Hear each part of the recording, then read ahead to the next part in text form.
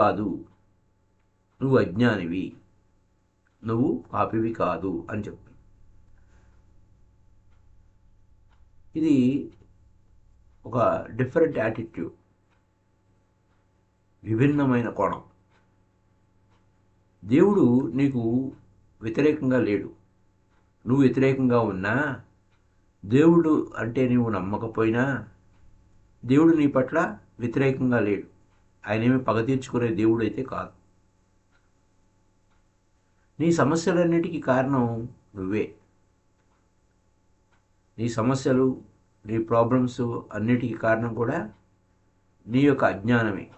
నువ్వు ఎందుకు ట్రబుల్ పడుతున్నావు అంటే అది నీ కారణమే, నీ వల్లనే. ఇది ఒక విభిన్నమైన సత్యం. నువ్వు అజ్ఞానంగా ఉన్నావు కాబట్టి నీ సమస్యలు నువ్వు సృష్టించుకుంటున్నావు. హిందువుల్ని మనం అడిగినాం అనుకోండి, వాళ్ళు ఏమంటారు? నువ్వు అజ్ఞానం వలన నువ్వు అజ్ఞానాన్ని క్రియేట్ చేసుకోవటం వల్ల దాని ఫలితం అనుభవిస్తున్నావు. అదే కనుక నీకు జ్ఞానం ఉంటే నీకు ఈ సమస్యలు ఉండవు అని. మనిషి అజ్ఞాని కావచ్చు. ఎలా అజ్ఞాని అవుతాడు? తాను తెలుసుకోకపోవటం వలన. తానెవరో, తను ఎందుకు వచ్చాడో, తను ఎందుకు పుట్టాడో, ఏం కాబోతున్నాడో తాను తెలుసుకోకపోవడం వల్లనే అజ్ఞానం. ఈ అజ్ఞానం వల్లనే అతనికి విశేషంగా సమస్యలు వస్తున్నాయి. ప్రతిదీ సమస్యాత్మకమే, ప్రతిదీ తప్పైపోతుంది. ఇది పాపం కాదు, అజ్ఞానమే, పాపం కాదు. సో ఆధ్యాత్మికత అనేది ఏమిస్తుందంటే మరింత వెలుగునిస్తుంది.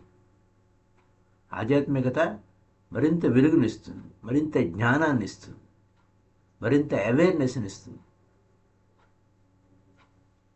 ధర్మం అనేది ఆటోమేటిక్గా బై ప్రొడక్ట్. నీ జ్ఞానం వలన, నీ అవేర్నెస్ వలన, మరింత వెలుగు వలన ఆధ్యాత్మికతలో నువ్వు పండటం వలన ఆ పరిపక్వత వలన వచ్చేది ధర్మం అనేది by product, milk by product లాగా. ఎప్పుడైతే మీరు అవేర్గా ఉంటారో సహజంగానే ధర్మ ప్రవర్తనలో ఉంటారు. అది నీడలాగా వెంటపడుతూ ఉంటుంది. పాపం అనేది ఒక పొరపాటు. 2+2 6 అనుకోవడం అలాంటిది. 2+2 4 కదా, కానీ వాళ్ళు లెక్కలేయడంలో 6 కింద రాసుకున్నారు. అది మిస్టేక్ అంతే, అది పాపం కాదు. 2+2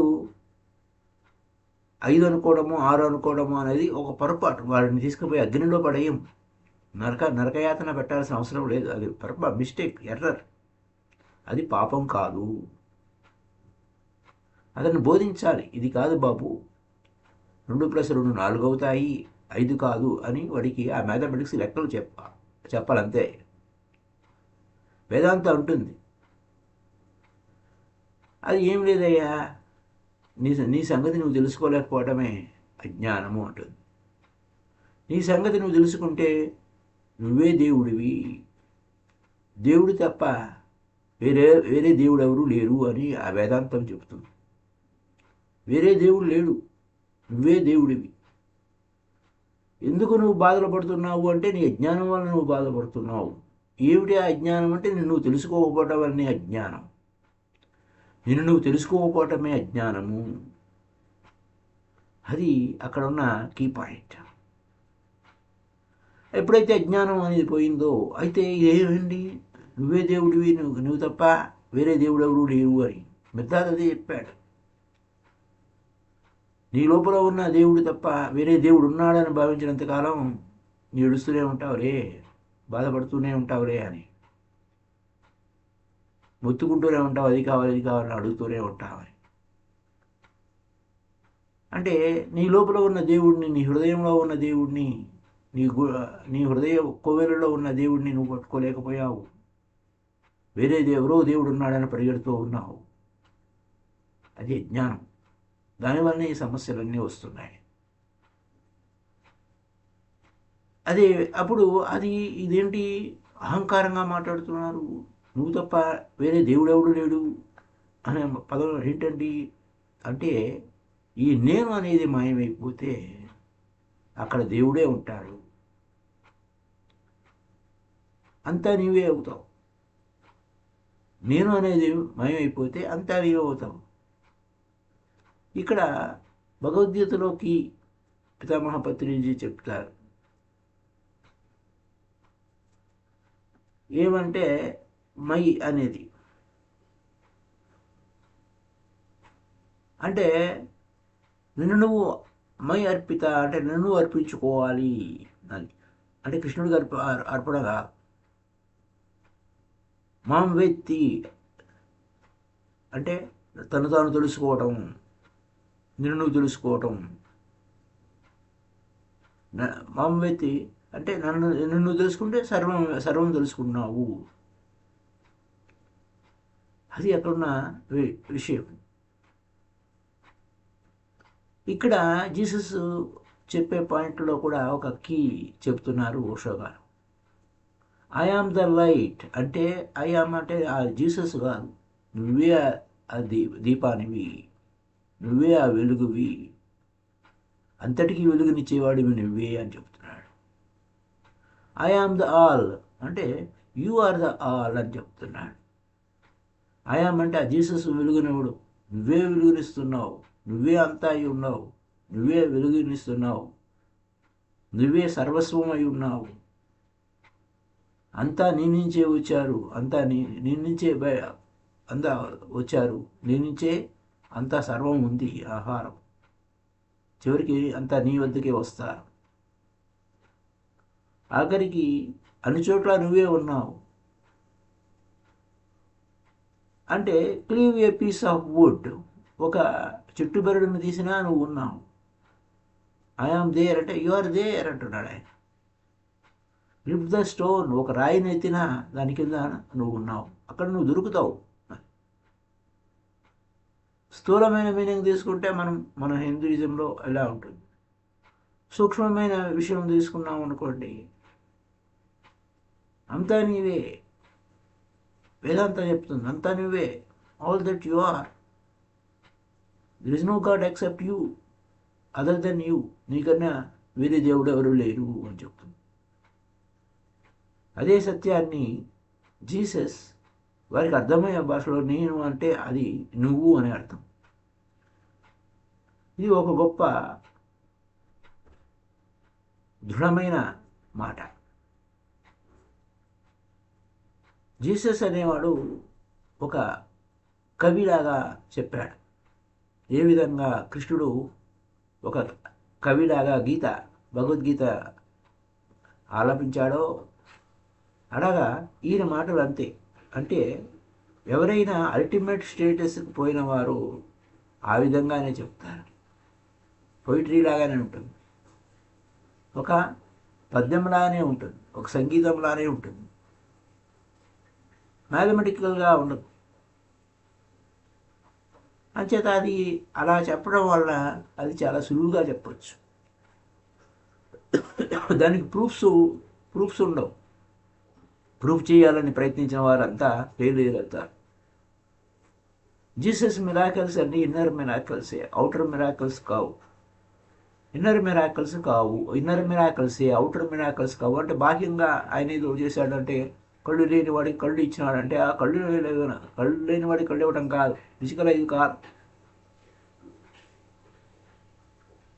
నిన్ను నువ్వు చూసుకునే కన్ను, అది అక్కడ నిన్ను నువ్వు చూసుకునే కన్ను, తను తాను చూసుకునే కన్ను, అది అక్కడున్న విషయం. ఆ కుష్టి వ్యాధులు వారిని అంటే అందవిహీనంగా ఉన్నవారిని బాగు చేశారు అని అంటే ఆ మిరాకిల్ అవుటర్ కాదు, విన్నారు. ఎందుకంటే నీ లోపల ద్వేషము అనేక ఉన్నాయి, లోపల కోపము, ద్వేషము, బాధ, దిగులు అనేక ఉన్నాయి. దాన్ని బాగు చేశాడు. అది అది లోపల ఆ లెపర్ లోపల ఉంది, ఆ లెప్రసీ బయట కాదు. జీసస్ మిరాకిల్స్ అని ఏవైతే చెప్పబడుతున్నాయో అవి అవుటర్ కాదు, ఇన్నరు అని ఓషో గారు చెప్తున్నారు. అంటే వారంతా ఆ మహానుభావులు ఒక స్థాయికి ఎదిగిన తర్వాత వారు చెప్పేదంతా అద్భుతమైనవే, బాహ్యంగా స్థూలమైన విషయాలు కావు. సో ఎన్లైటెడ్ పర్సన్ని హిందువులు ఎప్పుడు చంపరు, ఎప్పుడు జరగలే ఇక్కడ చంపడం. వారు ఏం చెప్పినా, వారు పొయిటిక్గా చెప్పినా దాన్ని ఇలా చెప్పారే అలా చెప్పారే అని అవునా కాదా ప్రూఫ్ ఏంటి అని ఎక్కడ ఎవరిని ఇబ్బంది పెట్టరా. అది ఇక్కడ క్రిస్టియన్స్ ప్రూఫ్ చేయాలని ప్రయత్నం చేశారు, కంటిన్యూగా ట్రై చేస్తున్నారు. మిరాకిల్స్ ఆయన చేసిన మిరాకిల్స్ అని ఒక రాయిని బ్రెడ్ ముక్కలుగా మార్చాడు అని, రాయిని బ్రెడ్ ముక్కలుగా మార్చాడు, అలాగే చచ్చిపోయిన వ్యక్తిని బతికించాడు, అది చేశాడు ఇది చేశాడు. కళ్ళు గురించి చెప్పాము, అలాగే లెప్రసీ గురించి చెప్పాము, హీలింగ్ గురించి చెప్పాము. అంతా అవుటర్ కాదు నాయన, ఇన్నర్ హీలింగే, మెడిటేషనే అంతా చెప్పాడు. జీసస్ చెప్పేవన్నీ కూడా ఇన్నర్ గురించే చెప్పాడు. మిరాకిల్స్ అన్నీ ఇన్నర్ మిరాకిల్సే.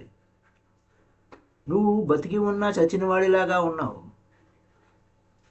నువ్వు బతికి ఉన్నా చచ్చిన వాడిలాగా ఉన్నావు కాబట్టి ఆ చచ్చిన వాడిని లేపాడు, బతికించాడు. నీలో సజీవమైన ఉన్న మనిషిని ఒక మాస్టరు అప్పుడు దాకా నువ్వు మెడిటేషన్లోకి రాకమునుకు ఎలా ఉండేవాడివి, మెడిటేషన్లోకి వచ్చిన తర్వాత ఎలా ఉండావు.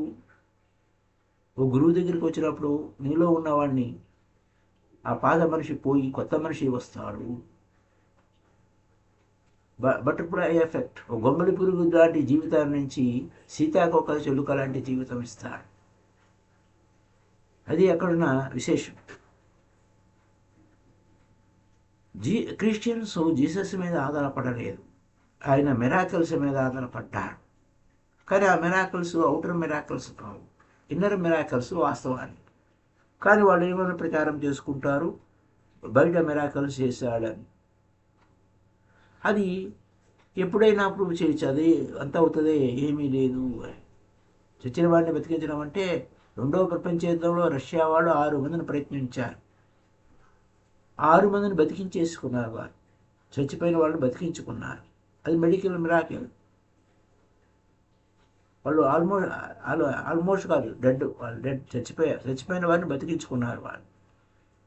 ఓషో గారు అంటారు, ఆయన ఈ చెప్పే ప్రసంగం నాటికి, స్టిల్ దే ఆర్ లివింగ్. చచ్చిపోయిన వారు తిరిగి బతికించిన వారిలో 2-3 ఇంకా జీవించే ఉన్నారు, ఇప్పటికీ still they are living in Russia అని అంటారు. అయితే మిరాకిల్స్ ఎవరికి కావాలి? ఆ అద్భుతాలు లేకపోతే ఆ ఇంద్రజాలం ఎవరికి కావాలి? అజ్ఞానులకు కావాలి. జీసస్ ఎప్పుడు కూడా అలాంటి పిచ్చి పనులు చేయలేదు అంటారు ఓషో గారు. అతనేమో మూర్ఖుడు కాదు, మిరాకిల్స్ చేసి కన్విన్స్ చేయడానికి అవసరం ఏముంది? ఆ మిరాకిల్స్ చేసి వారిని నేను దేవుని పుత్రుని రుజువు చేసుకోవాల్సిన అవసరం లేదు. అది ఒక అద్భుతం. మిరాకిల్స్ జరిగినాయి అంటే ఒక అద్భుతం. ఏది? ఎన్నర మిరాకిల్స్ జరిగినాయి. ఒక గురువు దగ్గరికి వెళ్ళినప్పుడు జరిగేటువంటి అద్భుతం అది. మన లోపల జరుగుతాయి, అంతరంగంగా మార్పులు జరుగుతూ ఉంటాయి. అది వెంటనే తెలియదు, తర్వాత కానీ తెలియదు అద్భుతం జరిగిందని. అంతా కూడా స్పిరిచువల్ బ్లైండ్నెస్, ఆధ్యాత్మిక సత్యం తెలుసుకోకపోవటం, ఆధ్యాత్మికత అంటే ఏంటో తెలుసుకోలేనటువంటి జ్ఞానము. ఆ కళ్ళు మూతలు పడిపోయాయి, ఆ కళ్ళు తెరిపించాడు, జ్ఞానం అనే వెలుగునిచ్చాడు లోపల ఉన్న వాటికి. అది అక్కడున్న విషయం. ఆ చచ్చిపోవడం అంటే లోపల నువ్వు బతుకు సరిగ్గా లేవు కదా, బతికి ఉన్నా చచ్చిపోయిన వాడిలాగే ఉన్నావు కదా, నీకు తిరిగి లైఫ్ ఇచ్చాడు. అలాంటి వారిని, శవం లాంటి వారిని, అంతేగా నిజమైన శవాలను లేపేలాగా నిజమైన శవాన్ని లేపలేదు. రష్యాలో ఆ విధంగా జరిగినాయి. సో నిన్ను నువ్వు నీ ఇన్నర్ వరల్డ్ని చూసే కన్ను ఇచ్చాడు. జీసస్ కళ్ళు ఎట్లా ఇచ్చాడు? నీ ఇన్నర్ అంతర్ ప్రపంచాన్ని చూసే కన్ను చెప్పాడు, ఆయన ఇచ్చాడు. అయితే ఆయన ఇచ్చిన కళ్ళు బయట ప్రపంచాన్ని చూసే కన్ను కాదు, అంతర ప్రపంచాన్ని చూసే కన్ను ఇచ్చాడు. అది అర్థం చేసుకోలేదు వాడు. ఆయన ఎప్పుడు కూడా రాళ్ళని బ్రెడ్ ముక్కలుగా తయారు చేయలేదు. అతడేమి మూర్ఖుడు కాదు. అలా కనుక చాలామంది ఆయన ఫాలోయర్స్ మిరాకిల్స్ ఆయన ఏం చేశాడు అని చెప్పుకోవడానికి ఉపయోగించుకోవాలి అని ఎన్లైటన్మెంట్ క్రీస్తుడు కోరుకోవటం లేదు ఆయన ఫాలోయర్స్. సో ఆయనలో ఉన్న కృష్ణ ఈజ్ ఇన్విజిబుల్. వారికి కృష్ణుడు కనపడటం, వారి జీసస్లో ఉన్న ఆ క్రీస్తు తత్వం అనేది కనపడలేదు. వారికి ఏం కావాలి? రాళ్ళని బ్రెడ్ ముక్కలు చేయడం కావాలి. ఈ ప్రాపంచిక విషయాలను నమ్ముతూ ఉంటారు, ఎందుకంటే వారికి ప్రూఫ్ కావాలి. అంచేత వారికి ఇంద్రజాలకుడు సరిపోతాడు. వారికి ఎన్లైటెన్ పర్సన్తో పని లేదు. ట్రిక్స్ కావాలి వారికి. ఆ ట్రిక్స్ ఉపయోగం లేదు. దానివల్ల దేనికి రుజువు చేయలేము. నీ అజ్ఞానాన్ని రుజువు చేసుకోవచ్చు ఆ ట్రిక్స్ ఫాలో అయితే కనుక. జీసస్ కన్నింగ్ కాదు, ఆయన ఎప్పుడు ఇలాంటి పనులు చేయలేదు. జీసస్ అంతా ఇన్నోసెంటు, అమాయకత్వము మరొకడు లేదు. ఆయన జుత్తులు మారిన అక్క కాదు. సో ఆయన మిరాకిల్ మేకర్ కాదు. ఆయన ఏమి మిరాకిల్స్ చేయలేదు. ఆయన ఏమి ఇంద్రజాలకుడు కాదు. సో ఒకసారి ఏమైంది అని అంటే, ఆయన చాలా బ్రెడ్నేమో అంటే రాళ్ళనేమో బ్రెడ్స్ చేశాడు, నీటినేమో వైన్గా మార్చారు అని చెప్తారు. ఇది చాలా రకాలుగా చెప్తూ ఉంటారు ఓషోగా. ఒకసారి బోర్డర్లో విస్కీ బ్యాగ్ తీసుకుపోతుంది ఒక ఆమె వేరే దేశానికి, పక్క దేశానికి. ఆ బోర్డర్లో చెక్ పోస్ట్లో ఆపారు. ఏమిటి? హోలీ వాటర్ అండి, పవిత్రమైన నీరు అని. వాటర్ తీసుకెళ్తున్నామంటే పరాలే, కానీ పవిత్రమైన నీళ్లు హోలీ అనేసరికి అనుమానం వచ్చింది. చూశారు విస్కీ ఉంది. అప్పుడు ఆమె ఆశ్చర్యంగా చెప్పింది, చూసారా దేవుడు ఎంత మిరాకల్స్ చేశాడో. ఆ జీసస్ మిరాకల్స్ చేశాడు. నీటిని వైన్గా మార్చాడు, చచ్చిపోయిన వారిని బతికిస్తున్నాడు, లాజరు అనేవాడిని అక్కడ సమాధి నుంచి పైకి లేపాడు, కళ్ళు లేని వారికి కళ్ళు ఇచ్చాడు, కాళ్ళు లేని వారికి కాళ్ళు ఇచ్చాడు. ఆయన మిరాకిల్స్ ఎవరు చూడలేదు, ఇప్పుడు మళ్ళీ చూస్తున్నాం. ఆయన మాటలు వినలేదు, మళ్ళీ వింటున్నాం. ఆయన అద్భుతాలు చేశాడు అని. నిజంగా అద్భుతాలు చేసే ఉంటే ఆ యూదులు అతన్ని వదిలివేవాడక. ఆయన అమాయకుడు, ఏ అద్భుతాలు చేయలేదు, కానీ ఇన్నర్గా అనేక అద్భుతాలు చేశాడు. అది ఇన్నర్గా ఉన్నది బయటకు ప్రూవ్ కావు.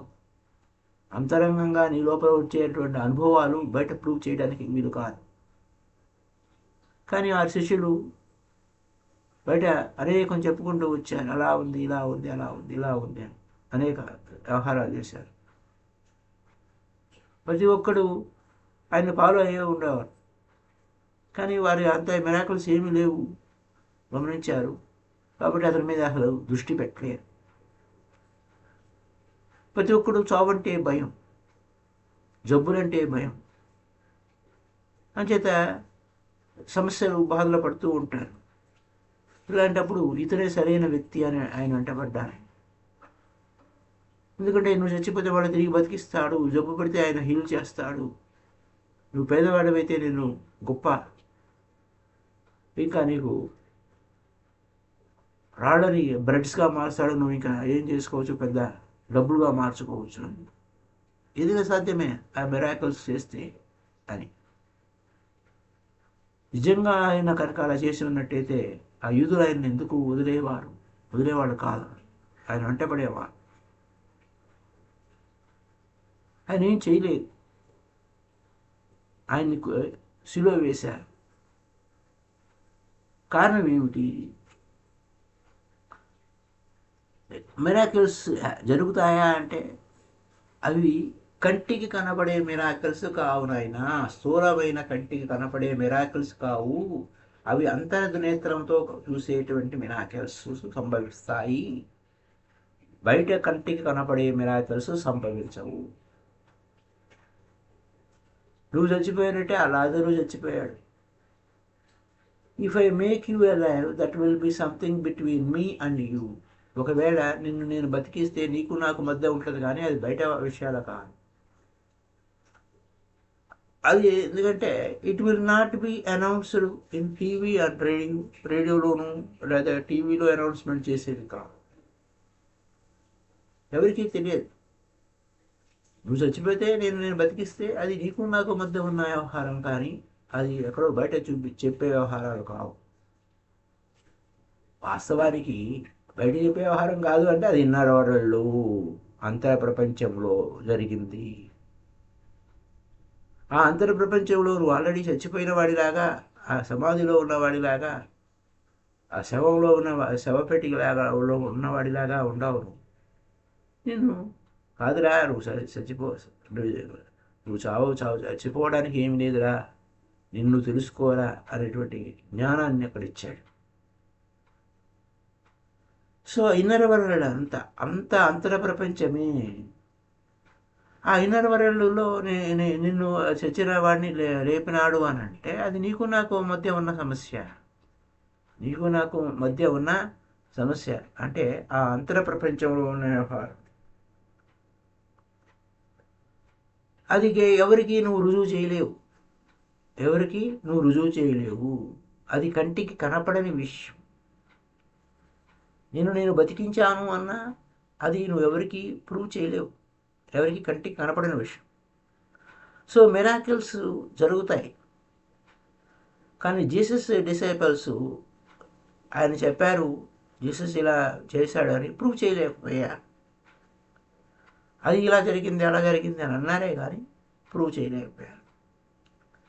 అది ఇప్పుడు చూసింది లోపల చూశారు, లోపలి కన్ను వచ్చింది, లోపల చూసింది బయట ఎవరికి తెలుస్తుంది? ఎవరికి చెప్పలేము, ఎవరికి రుజువు చేయలేము. అక్కడ ఫోటో తీసి ఇది మిరాకిల్స్ సంభవించిందని చెప్పలేము. ఎవరికి సాక్ష్యం ఉండదు. అక్కడ లోపల జరిగే అద్భుతాలకి, ఆ మెడిటేషన్లో లోపల జరిగే విషయాలకి ఎవరికి సాక్ష్యం ఉండదు. కానీ వాళ్ళంతా ఏం చేశారు? అందరికీ చెప్పుకుంటూ పోయారు, మేము మిరాకిల్స్ చూసాము, ఆయన చేశాడు, చాలా అద్భుతాలు చేశాడు, చచ్చిన వాడిని లేపినాడు, బతికించినాడు అని. ఆ యూదుడు అడిగాడు, ఎక్కడ చచ్చిపోయిన వాడేది?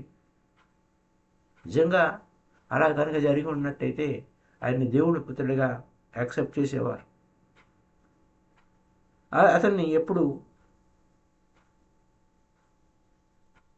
ఇంకా టెస్ట్ చేయాలి, ఇది నిజంగానే చచ్చిపోయిన వాడి వ్యక్తి ఇతను బతకాలి కదా అని అతను టెస్ట్ చేయాలనుకున్నారు. క్రూసిఫై చేశారు, సిలువ ఎక్కించారు. అతను చచ్చిపోడు కదా, చచ్చిపోయిన వాడిని బతికిస్తున్నాడంటే అప్పుడు అతన్నే చంపేస్తే అతను వాడు తిరిగి బతుకుతాడు కదా అనేటువంటి వ్యవహారం అలా జరిగింది. ఆ శిష్యులు మూర్ఖత్వం, లోపల జరిగిన విషయాలను బయట మిరాకిల్స్ చెప్పడం అనేది వారి మూర్ఖత్వం. జీసస్ అనేది ఫోకల్ పాయింట్ అయిపోయాడు. మొత్తం దేశం అదే ఆ రాజ్యమంతా, ఆ దేశమంతా అతను కేంద్ర బిందువు అయిపోయాడు. అతను చెప్పేవన్నీ అబద్ధాలే, ఇక్కడ జరగలేదు, ఏ మిరాకిల్స్ జరగలేదు. ఇద్దరు క్రిమినల్స్ని పెట్టి చంపడానికి ప్రయత్నించిన ఇద్దరు క్రిమినల్స్ లాగానే అతను చనిపోయాడు. సేమ్, అతను ఆర్డినరీ హ్యూమన్ బీయింగ్, అతను దేవుడు కాదు. అతను ఏ భూకంపం రాలేదు, ఆకాశం నుంచి ఏ యొక్క వెలుగు రాలేదు. సో దేవుడు కోపము రావాలి కదా, దేవుడు తన పుత్రుని చంపుతుంటే అది ఏమి సంభవించలేదు. కామ్గా సైలెంట్గానే ఉన్నాడు దేవుడు. మామూలు యాజ్ యూజువల్గా ఆయన మౌనంగానే ఉంటాడు కదా దేవుడు, అలాగే మౌనంగా ఉన్నాడు. అంచేత ఆ రికార్డ్స్ నుంచి తొలగించేశారు ఆ యూదులు వారి రికార్డ్స్ నుంచి జీసస్ గురించి. ఈ మనిషి సరైన మనిషి కాదు, తప్పు మనిషి అని భావించినప్పుడు ఆ మిరాకిల్స్ ఏం జరుగుతాయి అనేది ఎవరు గమనించలేదు. ఆ ఇన్నర్ మిరాకిల్స్ ఎవరికి తెలియదు, ఎందుకంటే వారికి సన్నిహితంగా లేరు కాబట్టి. శిలువ మీద జరిగిన మిరాకిల్ ఎవరికి తెలియదు అంటారు. ఏమిటి శిలువ మీద జరిగిన మిరాకిల్స్, అద్భుతం ఏంటి అని? ఆ అద్భుతం ఏమీ కాదు, అతన్ని శిలువ వేసినప్పుడు ఇంత పెద్ద పెద్ద మేకులు కొట్టినప్పుడు, పొడుగాటి మేకులు కొట్టినప్పుడు ఆయన బాధపడినా యాక్సెప్ట్ చేసి చివరికి ఆయన మాట్లాడిన మాటలు అద్భుతమైన మాటలు. గాడ్ ఫర్గివ్ దెమ్, వారిని క్షమించండి, ఎందుకంటే వారు ఏం చేస్తున్నారో వారికి తెలియదు. వారిని శిక్షించకండి, వారు అజ్ఞానులు. ఇది గ్రేటెస్ట్ మిరాకిల్.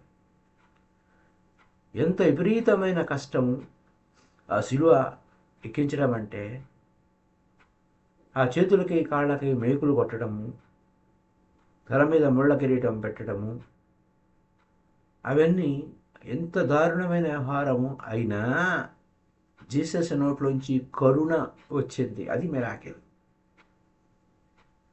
కరుణ అనేది వచ్చేది. ఆయన కరుణ విషపూరితం కాలేదు. ఆయన ప్రార్థించవచ్చు, వీరందరినీ నశింపజేయండి, నాశనం చేసేయండి వీరందరినీ, నన్ను దేవుడి పుత్రుడు, నీ పుత్రుడిని ఇలా చేశారు అని.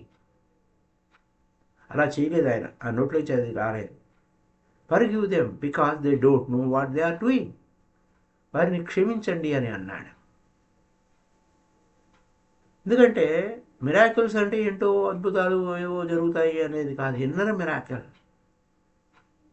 అది అతను హింస పెట్టినా ప్రతి హింస రాలేదు. మనకి హింసకు హింసే చూపిస్తూ ఉంటారు ప్రతి చోట, ఇలా లేదు అక్కడ. ఇది అవగాహన చేసుకోవాలి. గుడ్డితనం అంటే ఇన్నర్ బ్లైండ్నెస్ అని అవగాహన చేసుకోవాలి. ఆయన ఏం మ్యూజిషియన్ ఏం కాదు, వేరే ఏం చేయలేదు. శరీరాలను బాగు చేయడం, కళ్ళు బాగు చేయడం అన్నీ కూడా అంతరపరమైన వ్యవహారాలు, ఇన్నర్ విషయాలే. సో అది అక్కడున్న జరుగుతుంది. అంతే, జీసస్ చెప్పిన విషయాలు మన గురించి చెప్పినవే తప్ప మన అంతర ప్రపంచం గురించి చెప్పినవి, ఇన్నర్ గురించి చెప్పినవి, ఇన్నర్ డెవలప్మెంట్ గురించి చెప్పినవి మెడిటేషన్ పరంగానే కానీ స్థూలమైన విషయాలు ఎప్పుడూ లేవు అని జీసస్ చెప్తుంటారు. అంటే నీ కష్టానికి your misery is that you cannot remember who you are.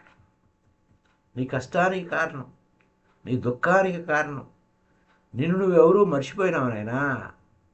అది దానివల్లనే నీ దుఃఖం వస్తుంది, బాధలు పడుతున్నావు. కాబట్టి నిన్నెవరూ అవసరం ఏమిటి, ఇప్పుడు చేయాల్సిన పని ఏమిటి? నిన్ను తెలుసుకోవడమే, నిన్ను గుర్తు చేసుకోవడమే. ఇంకా చేయవలసింది పనేమీ లేదు. నిన్ను నువ్వు తెలుసుకుంటే చాలు, సర్వం తెలుసుకున్నట్టే. తను తా తెలియట తత్వం, అదే నీవు తెలుసుకుంటే చాలు, మరికి వేరే ఏం లేదు. అప్పుడు నువ్వేమి అవుతావు? చాలా కాన్షియస్గా ఉంటావు, మోర్ కాన్షియస్గా ఉంటావు, మోర్ అండ్ మోర్ కాన్షియస్. అప్పుడు నీ కాన్షియస్ హై లెవెల్లో పెరిగిపోతుంది. Peak from where you can see, నువ్వన్నీ సర్వము తెలుసుకోగలిగేటువంటి ఆ యొక్క కాన్షియస్లో, ఆ ఎరుకలో, ఆ చైతన్యంలో నువ్వు ఉంటావు. చీకటంతా మాయమైపోతుంది, స్వయం ప్రకాశకుడు అవుతావు. నీ స్వయంలోనే, ఇన్నర్లోనే ఆ స్వయం ప్రకాశకత ఉంటుంది. ఆ ఇన్నర్లో ఏ డార్క్నెస్ లేదు. మొత్తం ఉనికి సర్వస్వం అంతా, నీ లోపల ఉన్న ఉనికి సర్వస్వం అంతా కూడా వెలుగులు విరజమ్ముతూ ఉంటుంది. ఇది ఈ విషయాన్నే తనకు ఆ కవిత్వంలో తన గురించి చెప్పుకున్నట్టుగా భగవద్గీతలో కృష్ణుడు నన్నే శరణం మామైకం శరణం రజ అని, నన్నే శరణు వేడుకోండి అని అన్నట్టుగా, ఆయన మాం కాదు నిన్ను శరణు వేడుకోరాయనా అని. అది ఆ కీ. ఇక్కడ అదే కీ. ఆయన చెప్పింది తనకు ఆ Jesus. Then you will understand Jesus. ఎప్పుడైతే నీ వెలుగులు నిన్ను గుర్తు చేసుకున్నావో, నిన్ను తెలుసుకున్నావో, నీ స్వస్వరూపంతో అనుసంధానమయ్యావో, అప్పుడే జీసస్ మాటలు మన గురించే చెప్పాడు, గురించి తన గురించి కాదు అని. అది అక్కడ విషయం. అప్పుడు జీసస్ని అవగాహన చేసుకోగలుగుతాం, బుద్ధుడిని అవగాహన చేసుకోగలుగుతాం, కృష్ణుడిని అవగాహన చేసుకోగలుగుతాం, అలాగే ఓషో గారిని అవగాహన చేసుకోగలుగుతాం, అలాగే ఏ గురువునైనా అవగాహన చేసుకోగలుగుతాం. అందరి ఎఫర్టు, అందరి గురువుల యొక్క ఎఫర్ట్ అంతా నిన్ను తెలుసుకోనైనా, నిన్ను తెలుసుకో అని చెప్పడం కోసమే ఉంది, మరేదేమీ లేదు, వేరేదేమీ లేదు. అంచేత నీ హృదయంలో ఆ మాటలని వైబ్రేట్ అయిపోవాలి, ప్రకంపనలు సృష్టించాలి అగైన్ అండ్ అగైన్. అప్పుడు నీలో ఉన్న విత్తనం నువ్వు షేక్ అవుతావు. జీసస్ ఏమన్నారు? I am the light. I అంటే నువ్వు, నీ గురించే. నేనే అంటే ఆ జీసస్ కాదు, నేను అనే ప్లేస్లో నువ్వే. నేను ఐ ఆమ్ ద లైట్ అంటే నువ్వే అది ద్వీపానివి, అబౌవ్ ద మాల్, అందరికీ వెలుగునిచ్చేవాడివి నువ్వే. అంతా నీవే ఉన్నావు, అంతా నీ నుంచే వచ్చారు, నీ వద్దకే చేరుకుంటారు. ఒక చెట్టు బెడని తీసినా నువ్వే ఉన్నావు అంటే నీ కాన్షియస్సే ఉంది అని. అక్కడ ఫిజికల్ ఐ కాదు, ఫిజికల్ యూ కాదు. So lift up the stone. ఒక రాయిని ఎత్తినా నీ కాన్షియస్నెస్ ఆ రాయి కింద కూడా ఉంది. So I am the light అంటే జీసస్ గురించి కాదు, నీ గురించే చెప్పారు. ఐ అంటే నువ్వే అని అంటున్నారు ఓషో గారు.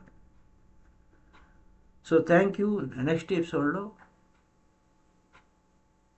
ఆయన కొత్త విషయాలు మనం తెలుసుకుందాం. ఎవరైతే నా వద్దకు వస్తారో అగ్ని చెంతకు చేరినట్టే. అగ్ని ఏం చేస్తుంది? మలినాలని దహించి వేస్తుంది. ఓ గురువు దగ్గరికి వెళ్తే మలినాలను ఇలా దహింపజేస్తుందో ఆ విధంగా నా నుంచి దూరంగా వెళ్తే దేవుడి రాజ్యం కోల్పోతావురా అని చెప్తున్నాడు. అంతా కూడా మెడిటేషన్ పరంగానే ఈ యొక్క సబ్జెక్ట్ ఉంటుంది. So thank you very much masters. Happy day to you all. Happy Kanuma.